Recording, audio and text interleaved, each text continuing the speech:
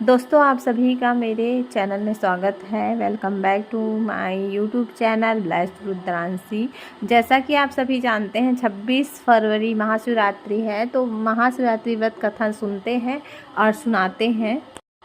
महाशिवरात्रि व्रत कथा। भगवान शिव ने देवी पार्वती को महाशिवरात्रि के व्रत की कथा सुनाई थी। इस कथा को सुनने और परिवार के बड़े बुजुर्गों को सुनाए तो पुण्य होता है। व्रत कथा।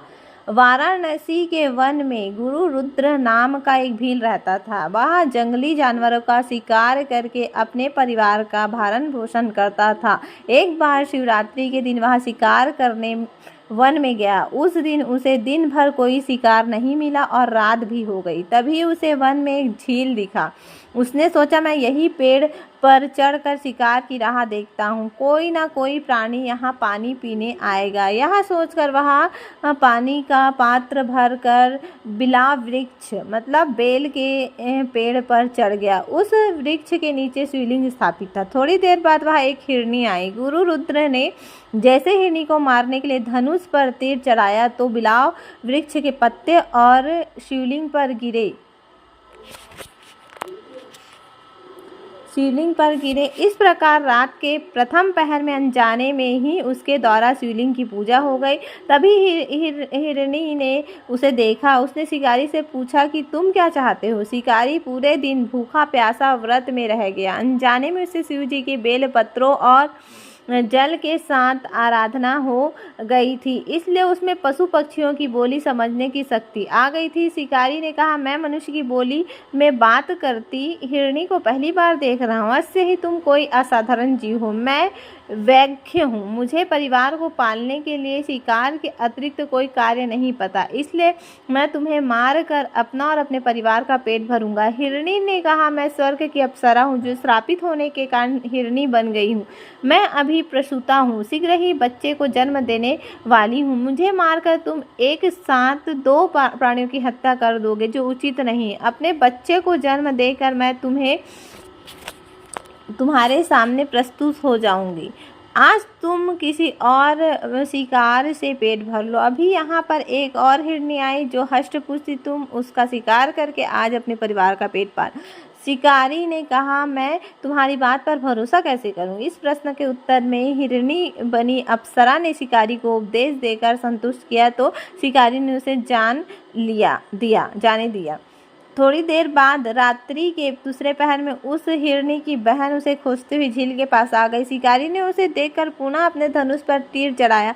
हिरनी ने कहा, शिकारी मुझे मत मारो, मैं तो पहले से भूखी प्यासी होने के कारण कमज़ोर हूँ। मेरे शरीर में उतना मांस नहीं जिससे तुम्हें पूरे परिवार का भोजन हो सके। फिर भी तुम यदि चाहते हो तो मैं तुम्हारा शिकार बनने के लिए तैयार हूँ। मुझे आज की मोहलत दे दो ताकि मैं अपने बच्चे को सुरक्षित स्थान पर छोड़कर आ जाऊँ। हिरनी ने शिकारी को कहा कि यदि वह अपना वचन रखने के लिए लौट कर नहीं आती तो वह उस पाप की भागी होगी जो युद्ध को छोड़कर भाग आए किसी महारानी की होती है। शिकारी ने उसे जाने दिया और निराशा में बेल के पत्ते तोड़कर नीचे फेंकने लगा। उसके साथ जल भी गिराया। इस तरह रात के दूसरे पहर में उसे शिव जी की पूजा हो गई। इसी तरह एक और हिरनी रात्रि के तीसरे पहर में जल पीने आई। शिकारी ने उसे मारने का प्रयत्न किया तो हिरनी ने कहा, यदि तुम मुझे मेरी हत्या का कोई उचित कारण बता सको तो मैं तुम्हारा शिकार बनने के लिए प्रस्तुत हूँ।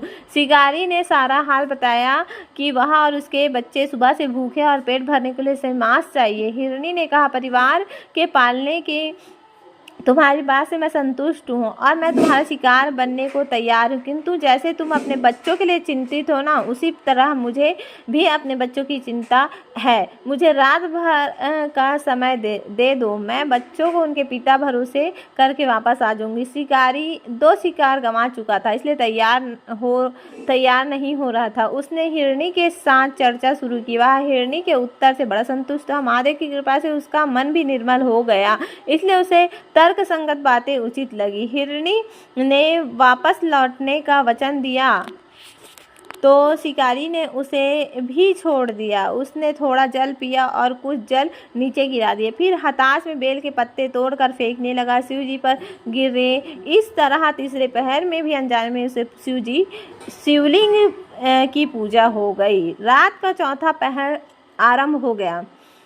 हिरनी को खोजता वहाँ एक हिरण आ गया। शिकारी ने उसे मारने के लिए तीर चढ़ाया और कहा, 3 हिरणियों को छोड़ने के बाद आखिरकार देव की प्रेरणा से तुम मिल ही गए। तुम्हें मारकर मैं अपने परिवार का पेट भरूंगा। हिरण ने कहा, हे वैक्य, वो तीनों मेरी पत्नियां हैं। मेरे भरोसे तुम्हारे पास वापस आने की प्रतिज्ञा कर चुकी है। वे अपने वचन की पक्की है, तुम्हारे पास अवश्य आएगी। मेरा धर्म है कि मैं उनके वचन की रक्षा करने में सहायक बनूं। तुम मुझे भी समय दे दो ताकि मैं परिवार के लिए उचित प्रबंध कर लूं, फिर तुम्हारे पास आ जाऊंगा। अनजाने में भगवान की पूजा से उसका मन निर्मल हो गया था। हिरण के वचनबद्ध पर उसके संदेह नहीं रहा। शिकारी ने हिरण को जाने दिया, किंतु यदि इस बार भी वही सब हुआ और चौथे पहर में भी शिवलिंग की पूजा हो गई। तीनों हिरनी और हिरण आपस में मिले और अपनी शिकारी को की गई प्रतिज्ञा के कारण सुबह शिकारी के पास आ गए। सबको एक साथ देखकर शिकारी खुश हुआ। उसने कहा, यह बड़े आश्चर्य की बात है। पशु अपने वचन का इस प्रकार पालन कर रहे हैं।